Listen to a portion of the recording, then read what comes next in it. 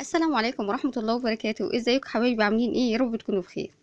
ان شاء الله النهارده هنعمل مع بعض مخلل البتنجان الابيض المسلوق. يعني وصفتنا النهارده تفتح النفس على الاكل. يا سلام عليه مع طبق فول ولا طبق كشري، حاجه كده خيال. شايفين ما شاء الله شكله زي العسل. يلا بقى، لو بتشوفوني اول مره، انا ام رودي ودي قناتي ام رودي في المطبخ. انزلوا بقى ادعموني بلايك واشتراك فضلا وليس امرا، وفعلوا زر التنبيهات عشان يوصل لكم كل جديد انا بنزله على القناه. قبل ما نبدأ الفيديو بقى نسمي الله ونصلي على الحبيب المصطفى عليه أفضل الصلاة والسلام، ونبدأ الفيديو بتاعنا ونشوف هنعمل مخلل البتنجان القمر ده ازاي. يلا بينا نسمي الله ونبدأ. عندي هنا البتنجان، أنا جبته وغسلته كويس جدا وشلت الجزء الأخضر من فوق، سواء بتنجان أبيض أو بتنجان أسود، والكمية على حسب ما انت عايزة. لما نشتري البتنجان ما نجيبوش ولا كبير قوي ولا صغير قوي، لأنه لو كبير هياخد وقت في السوا، ولو صغير هيتهري مننا. فاحنا نخلينا كده ايه، نجيبه متوسط. نيجي هنا بقى لسلق البتنجان. عندي ميه بتغلي، مش هضيف عليها اي اضافات، يعني مش هضيف ولا ملح ولا خل ولا اي حاجه. هبتدي انزل بكميه البتنجان كلها كده مره واحده عشان اسلق البتنجان. البتنجان طبعا عشان خفيف هتلاقيه طلع معاكي كده على وش الحله. هبتدي ان انا انزله بالمعلقه عشان البتنجان يتسلق كله كويس ويبقى سواه كله سوا واحد. طلعت هنا واحده من البتنجان عشان عايزه اشوفه استوى ولا لا. دوست عليها كده دوسه بسيطه، لقيته ان هو خلاص استوى وتمام وزي العسل. وابتديت ان انا ارفعه من الميه وخلاص. كمان القشره اللي من بره تحسيها فيها كرمشه كده، خلاص السوا بتاعه كده مظبوط.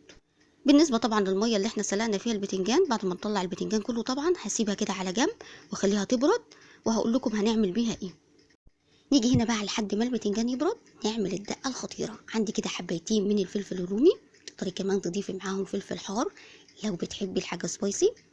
كمان عندي معلقتين كبار من الملح، ومعلقه كبيره من الثوم، ومعلقه صغيره من الكمون، ومعلقه صغيره كمان من البابريكا. نزلت ده كله كده على بعض زي الفل كده.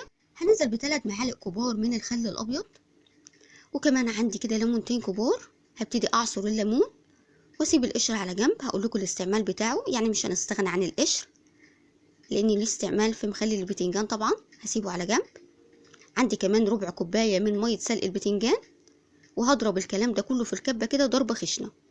دي شكل بقى الدقه بعد ما فرمتها في الكبه، شايفينها كده متماسكه مش عايزاها سايله. عندي كوبايتين كبار من ميه سلق البتنجان، اهم حاجه يبردوا طبعا. نزلت معلقتين كبار من الدقه، وكمان عندي قشر الليمون اللي احنا قلنا نسيبه على جنب كده ليه استعماله. وبعد كده عندي معلقه كبيره من البابريكا. نقلب كده كله مع بعض. دي الميه طبعا اللي هنخلل بيها البتنجان. لازم نضيف ملح، هي الدقه فيها ملح بس الميه طبعا لازم يكون فيها ملح. نزلت كده بمعلقتين من الملح، وهبتدي ادوب الملح كده كويس. خلاص زي الفل.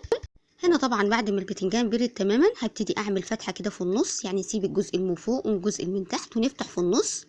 نوسع الفتحه كويس عشان البتنجان طبعا لما يتحشي ايه من الدقه اهو. نسيب الجزء اللي من فوق والجزء اللي من تحت ونفتح في النص. هنخلص الكميه كلها كده بنفس الطريقه.